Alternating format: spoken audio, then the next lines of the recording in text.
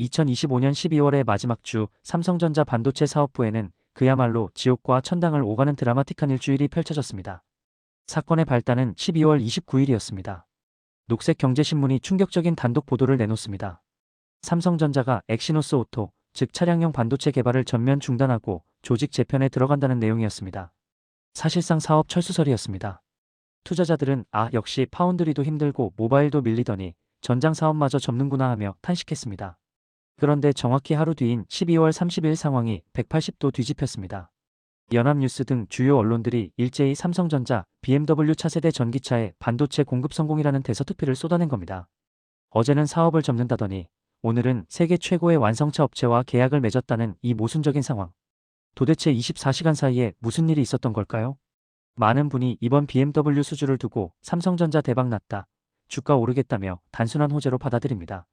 하지만 내부 사정을 들여다보면 이번 계약은 단순한 대박이 아니라 절벽 끝에서 날아온 생존 신고서에 가깝습니다.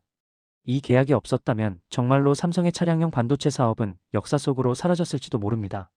오늘 영상에서는 하루 만에 운명이 바뀐 삼성전자의 긴박했던 상황과 BMW가 퀄컴을 두고 굳이 위기의 삼성을 선택할 수밖에 없었던 필연적인 이유를 이야기해보겠습니다. 먼저 이번 계약의 무게감부터 팩트체크해보겠습니다. 삼성이 공급하기로 한 제품은 엑시노스 오토 V720입니다. 이 칩은 2026년 하반기에 출시될 BMW의 차세대 전기차 뉴 iX3에 탑재되어 차량의 인포테인먼트 시스템을 구동하는 핵심 두뇌 역할을 하게 됩니다. 이 수주가 갖는 의미는 단순히 BMW에 납품했다는 차원을 넘어섭니다. 자동차 업계에서 가장 깐깐하기로 소문난 독일 프리미엄 3사를 모두 뚫어냈다는 그랜드슬램의 완성입니다. 삼성은 2019년 아우디에 엑시노스 오토를 처음 공급했고 2021년에는 폭스바겐의 고성능 컴퓨터에 칩을 넣었습니다. 그리고 마침내 2025년 BMW까지 고객사로 확보한 겁니다. 전 세계 반도체 기업 중 독일 3사 모두에게 메인 프로세서를 공급하는 회사는 손에 꼽습니다. 차량용 반도체는 스마트폰과 다릅니다. 영하 40도의 혹한과 영상 100도의 엔지니어를 견뎌야 하고 사람의 목숨이 달려있기에 ASIL-D라는 인증을 통과해야 합니다. 쉽게 말해 에어백이나 브레이크 시스템 수준의 최고 안전 등급을 말합니다. BMW가 자사의 미래가 걸린 차세대 전기차 라인업에 삼성 칩을 심었다는 것은 삼성의 파운드리 공정과 설계 능력이 글로벌 스탠다드, 그 중에서도 가장 높은 기준을 통과했다는 확실한 기술 보증 수표를 받은 것과 같습니다. 하지만 우리는 화려한 수주 뉴스 이면에 드리운 짙은 그림자도 직시해야 합니다. 앞서 말씀드린 사업 철수설이 왜 나왔는지를 이해해야 이번 계약의 절박함이 보입니다. 삼성전자의 시스템 LSI 사업부, 즉 칩을 설계하는 부서는 오랜 기간 적자에 시달려왔습니다. 비즈니스 포스트 보도에 따르면 2023년 한 해에만 약 2조 6,840억 원의 영업 손실을 냈고 2024년에도 파운드리를 포함한 비메모리 부문 전체에서 약 6조 원대의 적자가 예상됩니다.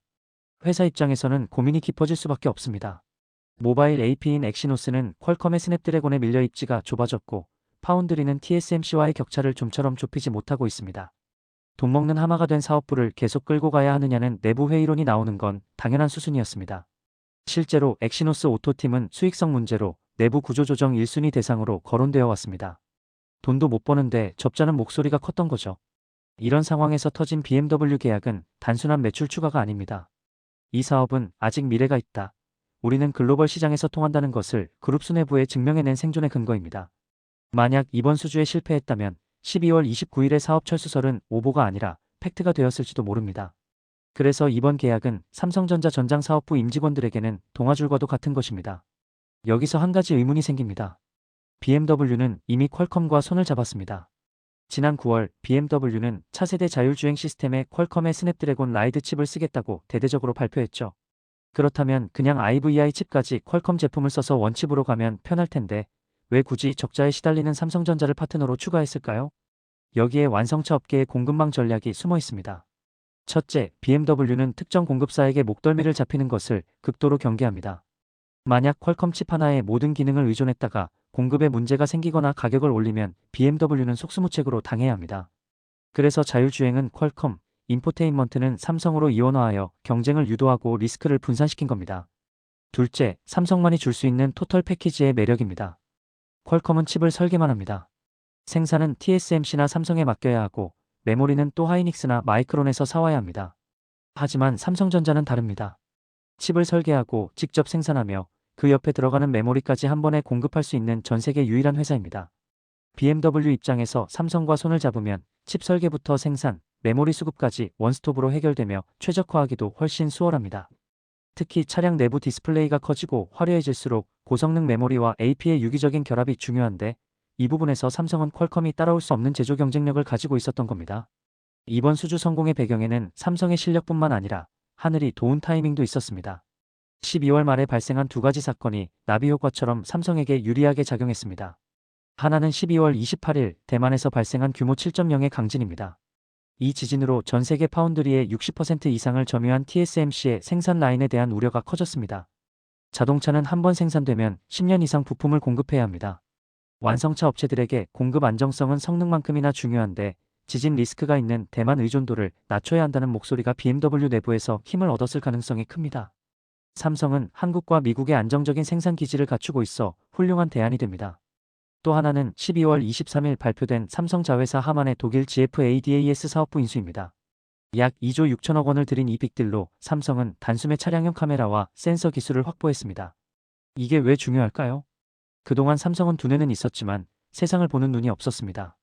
그런데 GF 인수를 통해 눈까지 갖게 된 겁니다. BMW 입장에서는 삼성이 이제 칩만 파는 회사가 아니라 자율주행의 핵심 센서 기술까지 보유한 종합전장 솔루션 파트너로 격상된 겁니다. TSMC의 불안함과 삼성의 기술적 보완이 맞물린 12월의 마지막 주, 이 절묘한 타이밍이 엑시노스 오토의 운명을 바꾼 신의 한 수가 되었습니다. 결론을 정리해 보겠습니다.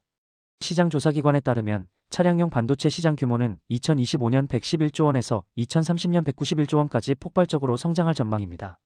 스마트폰 시장이 정체된 지금, 삼성전자에게 자동차는 놓쳐서는 안 될 바퀴 달린 스마트폰 시장입니다. 하루 만에 철수설에서 수주 성공으로 반전을 이뤄낸 삼성전자. 이번 BMW 계약은 단순한 부품 공급이 아닙니다. 모바일에서의 부진과 파운드리의 위기를 뚫고 전장이라는 새로운 성장 동력에서 확실한 교두보를 마련했다는 신호탄입니다.